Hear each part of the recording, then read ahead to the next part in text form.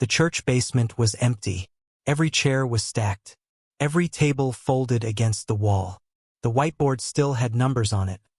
Long division, 3 problems, a child's handwriting pressing hard into the marker like the answer mattered.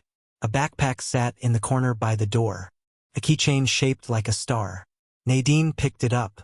She already knew whose it was. She held it for a moment. Both hands, the weight of it, a notebook inside she could feel through the fabric. Then she set it on the nearest folded table and sat down in the middle of the room on a single chair. 40 children had lost the safest room in their lives. And the woman who built it was sitting in the middle of what was left. Trevon found her after 40 minutes of looking. He came through the side door and stopped when he saw the room. Then he saw her. He stood in the doorway and did not speak because there was nothing in her posture that invited it. She looked at him the way a person looks at someone who arrives too late to stop something. "They're all gone," she said. He took a step toward her. She stood before he reached her. "Don't." One word. Flat. Not angry, something past anger. Then she walked past Trevon and out the door. He stood in the empty room. The whiteboard behind him. 3 long division problems nobody had finished. A child's handwriting pressing hard into the marker like the answer mattered. Nobody had erased them. You need to understand who Nadine Collier was before any of this happened. Not who she became. Who she already was. 6 months before that empty room, the basement looked nothing like silence. Kezia Brown arguing with a geometry proof at the second table. 2 7th-grade boys racing through multiplication tables, one of them slapping the table every time he won. A girl named Priya who barely spoke in school but asked Nadine questions for 20 minutes after every session, not wanting to leave. Nadine moved through all of it without rushing. She corrected it without being embarrassed. She noticed when someone went quiet before they stopped trying. Kezia stayed after every session to stack chairs. Never asked for anything. Just stayed. One evening, carrying 2 chairs to the wall, she said it almost under her breath. "Miss Nadine, do you think I could actually get into college?" Nadine stopped, turned and looked at her directly. Not a glance. A full look. "I don't think," she said. "I know." Kezia put the chairs against the wall and looked at the floor, trying to hold something in before it got too big. Outside the basement, Nadine's life fit into a small apartment on the east side of Birmingham. A shelf of books she had read multiple times. A 2009 Honda with a cracked windshield she kept meaning to fix. 3 cardigans rotating through the week. Every spare dollar went into supplies for the program. Her wallet was thin. 1 bank card. 1 folded piece of paper she had kept for 6 years. She never took it out in front of anyone. On her phone, 1 saved voicemail listened to 11 times. "Ms. Collier, this is Lawrence Tate. The offer still stands. $2.3 million. Your methodology. Your name. 5 cities. Whenever you're ready, we are not going anywhere." She listened to it. Locked her phone. Face down on the table. She was never going to leave Birmingham. She had made that decision before she understood the full weight of it. 8 months before the empty room, Trevon Hargrove was sitting in the back row of Birmingham's city council chambers. His father Douglas had asked him to attend, to be seen, to put the Hargrove name in the room during a vote on after-school program funding cuts. He was supposed to stay 20 minutes and leave. Then Nadine Collier walked to the podium. She had no notes. She spoke for 11 minutes. Every sentence built on the last. She named children not as examples, as individuals. Marcus, Deja, Avery, who sat in that basement every Tuesday and Thursday for 3 years and was now in his residency at UAB. 3 council members changed their votes before she finished. Trevon followed her to the parking lot after. Not with a plan. His feet went before his brain approved it. She gave him her number after a pause that told him she was not impressed by the fact that he existed. 3 weeks later she asked him across a dinner table, "What do you actually believe in?" And he answered it honestly for the first time in longer than he could pinpoint. Something shifted between them that neither of them named, because naming it would have made it smaller. The Hargrove name meant something in Birmingham. Douglas had built the construction empire over 4 decades. Patricia was the public face, photographed at galas, quoted in the Birmingham Business Journal, the kind of woman who organized charity luncheons with the focused precision of someone who understood that visibility was its own form of currency. The Hargrove Foundation had named a hospital wing, sponsored scholarships. Their name appeared at the top of every donor list in the city. Trevon told them about Nadine at Sunday dinner. Patricia set her fork down before he finished the first sentence. Not dramatically, precisely. What does she do? Patricia asked. She runs an after-school tutoring program. Out of a church basement in Ensley. Douglas lifted his water glass and did not drink from it. Volunteer work? It's her full-time work. 6 years. Patricia's expression arranged itself into something that from a distance looked like warmth. How wonderful, she said. A community servant. Those 2 words had nothing to do with their surface meaning. Trevon heard it. He had grown up knowing the difference. He did not argue that night. He drove home with his jaw tight. That night Patricia made a phone call. Her voice on the phone was warm, curious, friendly. Her face while she listened to the answers was something else entirely. Patricia moved in 2 directions at once. The first direction was lunch. She chose a restaurant on Southside that Nadine would not have walked into on her own. A place where everything on the menu was presented in a font that charged you extra just for reading it. Patricia arrived in a car that cost more than Nadine's annual income and greeted her with a hug that lasted exactly as long as a hug between 2 people who had never met before should last. She asked about the program with what appeared to be genuine interest. She asked about the children with what appeared to be genuine warmth. She ate very little and listened a great deal, and Nadine answered her questions honestly because she had nothing to hide and because she had not yet understood what kind of meeting this was. Then Patricia opened her bag and placed a folded check on the table between them. Nadine looked at it, did not touch it. What is that? A donation, Patricia said, her voice pleasant. Enough to run your program for 2 full years without worrying about supplies or space. Nadine looked at the check for a long moment. From a woman who has never mentioned my program before today. Patricia's expression did not change. Take it, Nadine. For the children. There it was. 4 words, and the implication underneath them was a blade. If you refuse this, you are choosing your pride over 40 children. If you walk away from this check, whatever happens next is on you. Nadine picked up the check, folded it once precisely along the existing crease, slid it back across the table. The children, she said, are not a bargaining chip. She picked up her bag, thanked Patricia for lunch, sincerely without sarcasm because she was not built for performance, and walked out of the restaurant. Patricia watched her go. The warmth left her face like a light being switched off. The second direction was a letter. 3 days after the lunch, Pastor Elton Gaines received an envelope on Hargrove Foundation letterhead. He read it at his desk, and then he read it again, and then he set it face down on the desk and sat with his hands flat on the surface for a while. The letter raised concerns about the financial management of Nadine's program. It suggested that an independent audit would be appropriate given the program's use of church facilities. It was signed by Patricia Hargrove. It was copied to 2 members of the church board. It was not a threat. Threats could be dismissed. This was documentation. Official. Dated. Filed. The kind of letter that, once it existed, required a response regardless of whether anyone believed what was in it. Pastor Gaines called Nadine. She came to his office that evening and he handed it to her without speaking first. She read every word. When she finished, she set it on his desk and looked at the window behind him. She signed it. Nadine, I have to respond to the board. There's a process. I know. During the review period, there may need to be a suspension of. Pastor. He went quiet. She looked at him directly. You have known me for 4 years. Her voice did not waver. Do you believe what's in that letter? The silence that followed lasted long enough to be its own kind of answer. No, he said. But you're going to act on it anyway. He looked at the letter, then at her, then at his hands. Nadine picked up her bag. Okay, she said. She walked out. Pastor Gaines sat alone in his office with the letter in front of him and the particular weight of a man who has just chosen the easier thing and knows it.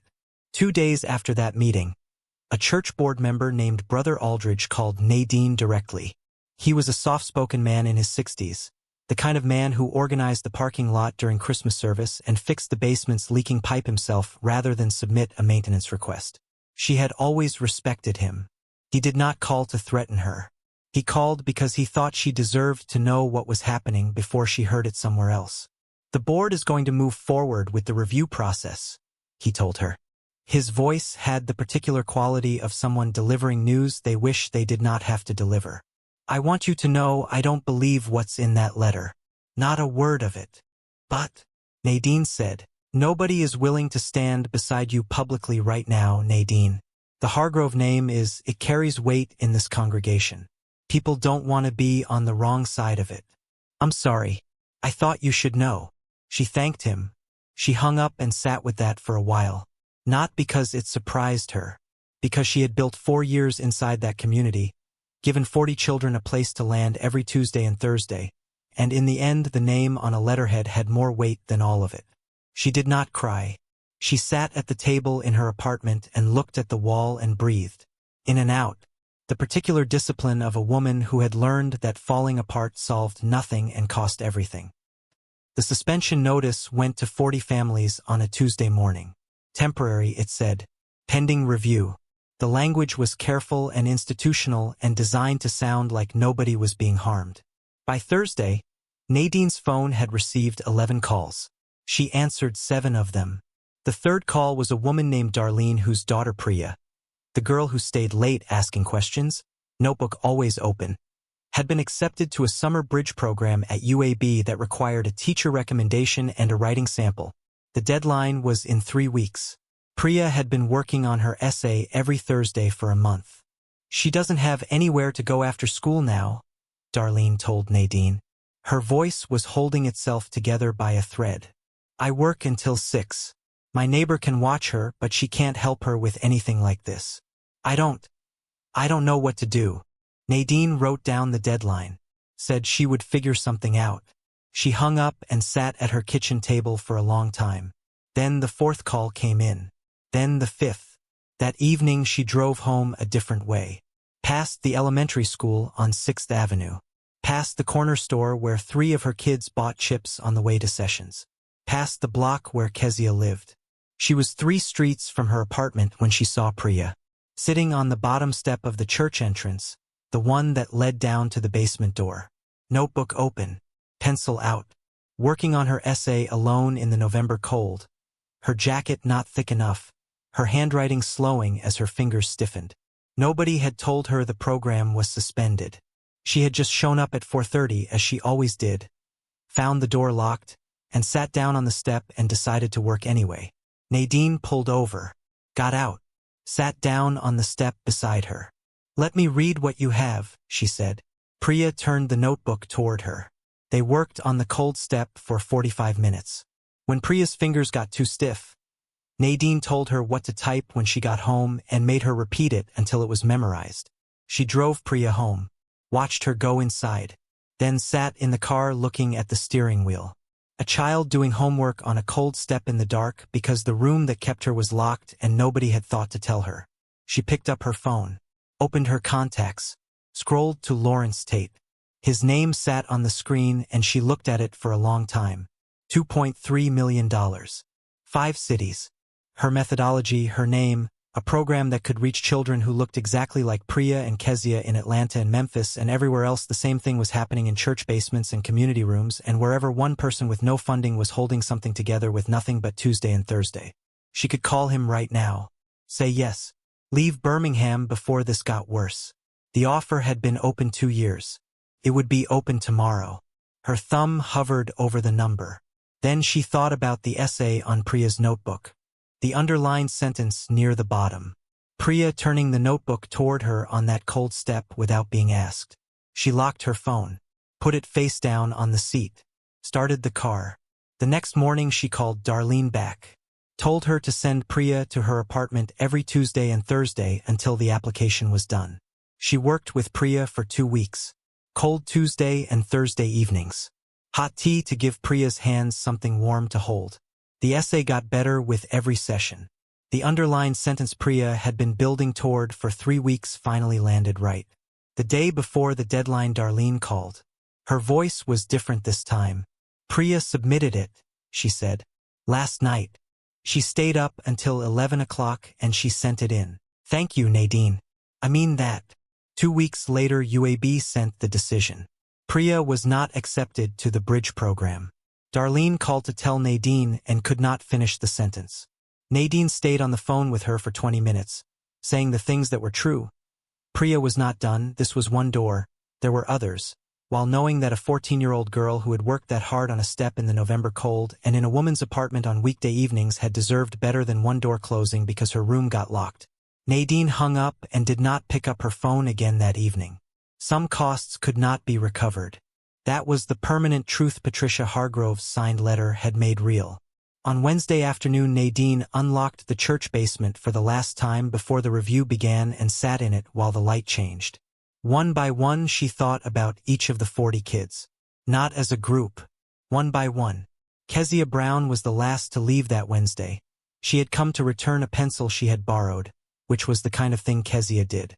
She stood in the doorway with her backpack on and her hand on the frame. She looked at the empty room, at the stacked chairs and the folded tables and the whiteboard with math nobody had finished. Then she looked at Nadine. My essay, she said. The one in my notebook. I left it here. Nadine looked at the backpack on the table. The pink straps. The star keychain. I have it, she said. It's safe. Kezia nodded. She looked at the whiteboard again, at the long division problems pressed hard into the marker. Are you going to be able to fix this? She asked. Not a child's question. A person's question. From someone who had already considered the possibility that the answer was no and had decided she could handle hearing it. Nadine looked at her. I'm working on it. Kezia nodded once more. A grown-up nod. Too old for her face. Then she left.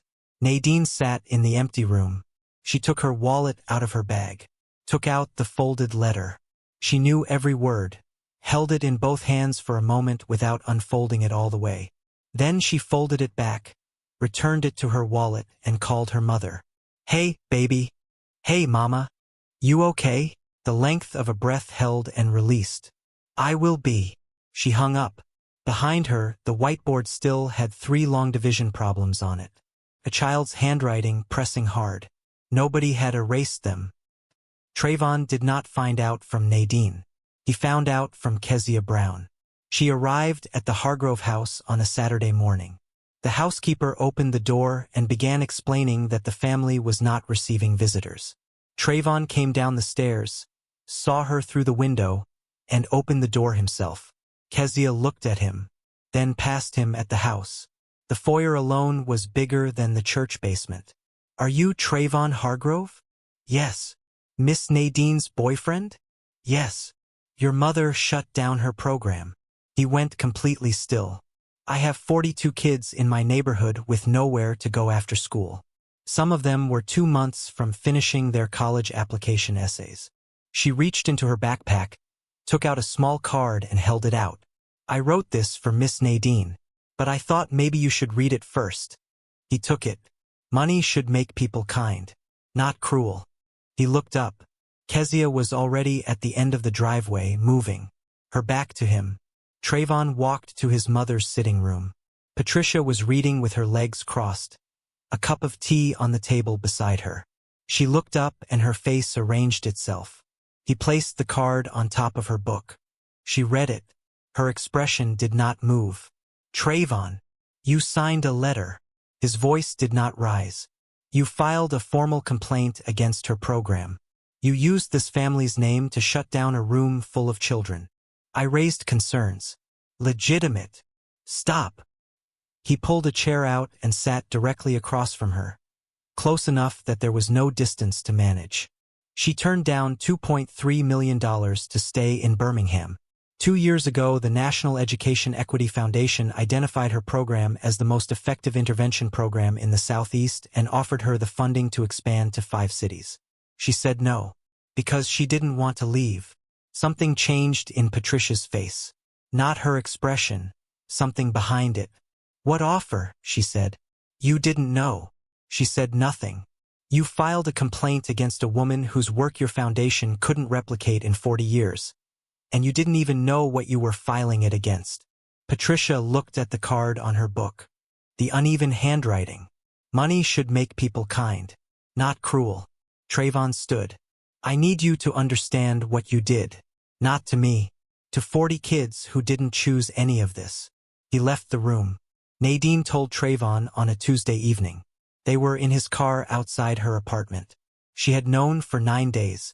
She waited until she was certain of what she wanted before she said the words, because once said they could not be unsaid, and she needed to say them from certainty, not fear.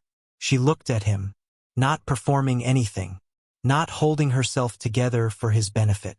Just a woman at the end of a very long road who had been waiting 9 days to say words she needed to say from a place of certainty rather than fear. She told him directly, watching his face. He reached across and took her hand. "Okay," he said. "You understand what this does with your family right now. I know what it means. Trevon, I'm not leaving." He held her eyes. "I need you to hear that." She nodded, looked out at her city. The city she had chosen over $2.3 million. 3 days later, Douglas called Trevon into his home office. Patricia was already there. Douglas stood behind his desk with the posture of a man delivering a decision, not opening a discussion. "You'll end this relationship, or you'll lose everything. Your position, your shares, your place in this company. Everything." Trevon looked at both of them. "She is carrying your grandchild." The room absorbed that. Douglas did not move. Patricia's hand found the arm of her chair. "Then she'll raise it," Douglas said. "Without you in that boardroom." Trevon stood at the center of the room for a long time. "You are about to tell your grandchild that their grandmother tried to make their mother disappear.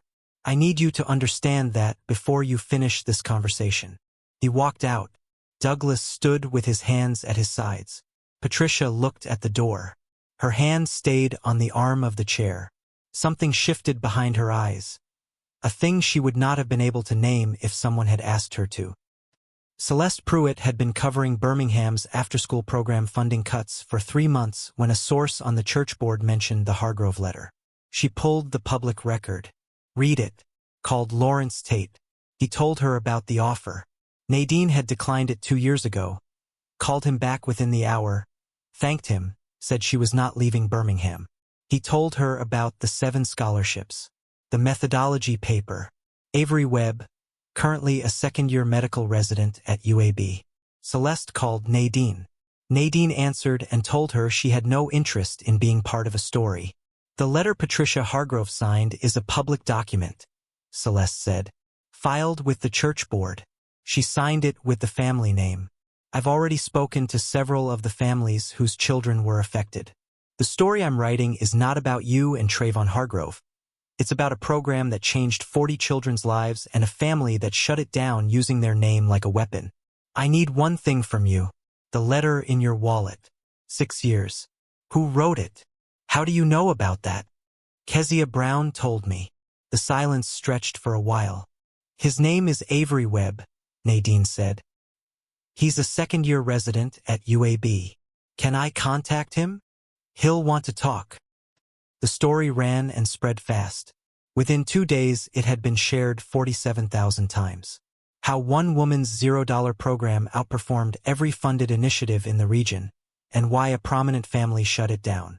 Patricia's letter was printed in full. Lawrence Tate's confirmation of the $2.3 million offer, on record under his name. Avery Webb's quote from the hallway of UAB Hospital, still in his scrubs from a 12-hour shift. "Miss Nadine told me I was going to college before I believed it myself. I'm a doctor because she didn't give up on a kid from Ensley."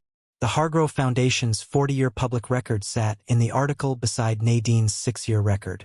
No commentary, no framing, just numbers and names next to numbers and names. Birmingham responded before the day was out. 3 city council members issued statements. One of them, Councilwoman Rita Frazier, posted directly to her public page. The Hargrove Foundation has given this city 40 years of photo opportunities. Nadine Collier gave it 7 doctors, engineers, and scholars. Birmingham knows the difference. 2 of Douglas Hargrove's active construction contracts went under formal municipal review. The church board released a public statement walking back the audit process. Pastor Elton Gaines read the article at his kitchen table the morning it ran. He read it once. Then he sat there for a while. Then he put on his coat and drove to Nadine's apartment. She opened the door. He stood on the threshold and looked at her. Not at the doorframe, not past her, at her, and he said what he should have said weeks ago. I knew the truth. His voice did not dress it up. I chose the easier thing. That was wrong, Nadine. I'm asking you to forgive me. She looked at him for a moment. Then she stepped back from the door. Come in, Pastor. Douglas brought the newspaper to breakfast and set it in front of Patricia without a word. She read it alone. She dragged back over the same sentences more than once, the way you read something when part of you is hoping the words will rearrange themselves. She stopped at the paragraph about the students. Among those directly affected, Kezia, 14, 2 months from finishing her college application essays. A girl named Priya, whose UAB application deadline fell during the suspension. Priya's mother told this reporter. She had nowhere to go. She had a deadline and nowhere to go. She read that twice. Then she reached Avery Webb's quote. Miss Nadine told me I was going to college before I believed it myself. She sat with that sentence for a long time. That afternoon Kezia knocked on the Hargrove front door. Patricia got there before the housekeeper. She looked at Kezia through the glass. Backpack on. Standing at a door where she had no reason to expect a welcome. Patricia opened it. You wrote that card. Yes, ma'am. Come in. They sat in the front sitting room. Kezia on the sofa with her backpack still on because she was 14 and nobody had told her she could take it off. Patricia asked the question she had not asked anyone since this started. What did she do for you? Specifically. Kezia thought about it. Actually thinking. She stayed, she said. Every Tuesday and Thursday. Even when it was 3 of us. She never acted like we were something she was fitting around the rest of her life. She acted like we were the point. She made us feel like we were the schedule. Patricia looked at the window. She repeated it without meaning to. She made us feel like we were the schedule. Kezia watched her. Patricia picked up her phone and called Trevon. He answered on the 4th ring, cautious. I need to speak to Nadine, Patricia said. Silence on the line. Not to offer anything. Not to negotiate. Her voice was even but not rehearsed. I need to speak to her. Nadine opened her apartment door and Patricia Hargrove was on the other side of it. No jewelry. No performance clothes. Just a woman in her 60s who had driven across Birmingham alone. Come in, Nadine said. They sat across from each other in the living room. Patricia looked around. The shelf of books, the thin wallet on the counter, the green cardigan on the hook by the door. The apartment of a woman who had turned down $2.3 million and you could not tell by looking. Patricia reached into her bag, took out a single folded sheet of paper and placed it on the table between them. A copy of the letter she had sent to the church board. I did this because I was afraid, Patricia said. Her hands were in her lap. She was not performing anything. Not of you, of losing him. He is my only child and She stopped. Started again. That is not an excuse. It is an explanation. There is a difference. Nadine looked at the letter on the table. You signed it. Yes. You knew what it would cost. Yes. Neither of them moved. I'm carrying your son's child, Nadine said. I know. And you still came here. Patricia looked at her hands. Because she made us feel like we were the schedule. She said it without looking up. A 14-year-old girl told me that, and I couldn't get it out of my head. Now she looked up. I spent 40 years performing charity. You spent 6 years doing it. That is a difference I cannot explain away. Nadine looked at Patricia for a long time. Not hostile, not forgiving yet, just honest. I don't need your approval, Nadine said. I know. But I would like my child to know their grandmother. Patricia's breath shifted. Don't waste it, Nadine said. The program reopened. Not in the church basement. In a storefront on 5th Avenue North, a renovated space with real windows and enough room for 60 children and a back area where Nadine could run the college prep sessions separately from the younger groups. Trevon signed the lease without announcement, paid the first year from his personal account, and did not put the Hargrove Foundation's name on anything. Douglas heard about it through a mutual contact. He said nothing. Lawrence Tate called Nadine the week the new space opened. The offer stands, he said. 5 cities. Your name on it. Your methodology. I'm not leaving Birmingham. We're not asking you to. We come to you, Nadine. We build around what you've already built. She looked through the window of the new space. Kezia Brown was inside, arranging chairs in the rows Nadine had shown her, precise and efficient. For new students sat at tables with their backpacks on and their pencils out. Waiting. One of the chairs was empty. Priya had enrolled in the new program, but she had not come back yet. Darlene had said she needed some time, that the UAB rejection had hit harder than either of them had expected, that Priya had not been herself since the letter came. That chair would fill. Nadine knew it, but right now it was empty and she could see it from where she stood. Send me the paperwork, Nadine said. The $2.3 million commitment came through 6 weeks later. The program expanded Birmingham first, then Atlanta, then Memphis, each site trained on the same methodology Nadine had built in a church basement with no funding and no floor space and 40 children who needed someone to stay. 3 months after the new program opened, Priya came back. She walked in on a Thursday afternoon with her notebook under her arm. She sat down at a table. She opened the notebook to the essay she had been working on. Not the UAB application, a new one for a different program, a summer research opportunity at a university in Atlanta that Nadine had found and sent to Darlene the week after the rejection letter came. She did not say anything to Nadine. She just sat down and started working. Nadine watched her from across the room for a moment. Then she went back to what she was doing. Some of what Patricia Hargrove's letter had cost could not be returned. That was permanently true. But Priya was back at a table with a pencil and a deadline and someone in the room who would stay until the work was done. The city council issued a formal commendation, delivered to the new space on a Tuesday morning by a council aide who shook Nadine's hand and left quickly. The mayor's office called. 3 local news stations ran segments. Patricia Hargrove attended the reopening ceremony and sat in the back row. She introduced herself to no one. She arrived before the program started and stayed until the last child left. Douglas asked her that evening how it was. She was quiet for a moment. She made them feel like they were the schedule, Patricia said. Douglas looked at her. That's all I've got, she said. The wedding was small. 80 people, no press. Flowers. Nadine chose herself from a wholesaler in Bessemer. Pastor Elton Gaines officiated. He cried during the processional and apologized for it in his opening remarks. The room laughed in the way that means it has already decided it loves a person. Douglas Hargrove sat in the front row. When Trevon held Nadine's hands and the pastor asked if he took this woman, Douglas reached over and took Patricia's hand. She let him. During the reception, Trevon found Nadine near the edge of the garden, looking at the city lights beyond the stone wall. He stood beside her. After a while, he nodded toward her clutch on the table. There's something you've had in your wallet for 6 years. 6 years, she said. And you never asked. You would have shown me when you were ready. She picked up the wallet, unfolded the letter completely, all the way open, for the first time in front of another person. She read it aloud.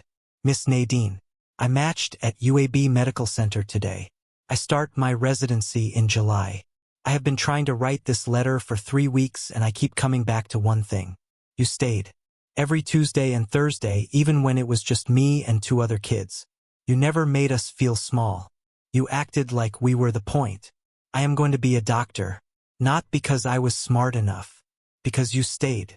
Avery. In the small circle of space where they stood, everything went still. She folded the letter, returned it to her wallet. That's why I didn't leave, she said. Birmingham. She turned to face him. The money. All of it. That's why. He nodded. I know, he said. Their daughter was born on a Thursday morning in April. Patricia arrived at the hospital alone. No one knew she was coming. She sat in the waiting room near the window and watched the corridor and did not call anyone and did not ask the nurses for updates. She acknowledged the family members who arrived and let them go ahead of her. When the nurse came out and said the family could come in, Patricia stood. She let Trevon's aunt and cousin go through the door. Then she stood alone in the hallway for another full minute. Coat still on, hands at her sides, before she walked in. She walked in last. The room was warm. Trevon was standing near the window holding a cup of coffee he had forgotten about. Nadine was sitting up in the bed with the baby in her arms, and she looked exhausted in the specific way of someone who has just done something enormous and come through the other side of it intact. Patricia stood near the door. Nadine looked at her. Patricia looked at the baby. And Nadine. At the baby again. "I'm sorry." Her voice did not perform the words. She said them the way you say something when you have been carrying it for long enough that saying it finally is mostly just relief. "I'm sorry, Nadine." The room held that. Nadine looked at Patricia for a long moment, not rushing toward it, not making it easy. Patricia had come to the hospital alone and waited 3 hours and walked in last, and that meant something. But it did not erase a signed letter and a program full of children and a girl named Kezia asking, "Is this good enough?" At the bottom of a college essay, nobody was left to help her finish. Nadine looked down at her daughter. Then she looked back at Patricia, and she held the baby out. Patricia crossed the room. She took her granddaughter with both hands, tentative at first, then with the full confidence of someone remembering what it feels like to hold something this specific kind of small. She stood there with the baby and her mouth pressed together and her eyes bright. That was enough. Patricia Hargrove had a signed letter, a family name, and 40 years of photographs at charity galas. Nadine Collier had a church basement, a cracked windshield she never got around to fixing, and a letter from a boy who became a doctor that she kept folded in her wallet for 6 years. The city of Birmingham knew the Hargrove name. Nobody had heard of Nadine Collier, until she was the only story anyone wanted to tell. Here is the question this room will not agree on. Nadine turned down $2.3 million. She stayed in Birmingham. She lost her program, her reputation, and almost the man she loved because she stayed. A girl named Kezia sat in an empty basement asking, "Is this good enough?" with no one left to answer her. 40 children lost months they cannot get back. Did Nadine save Birmingham by staying? Or did staying make 40 children pay the price alongside her? Drop your answer in the comments. There is no clean answer, and that is exactly the point. And if this story reminded you of someone who stayed when leaving was the easier option, someone who showed up every Tuesday and Thursday even when the room was almost empty, send this to them tonight. They need to know you noticed. Subscribe to Storytelling Empire. New stories every week.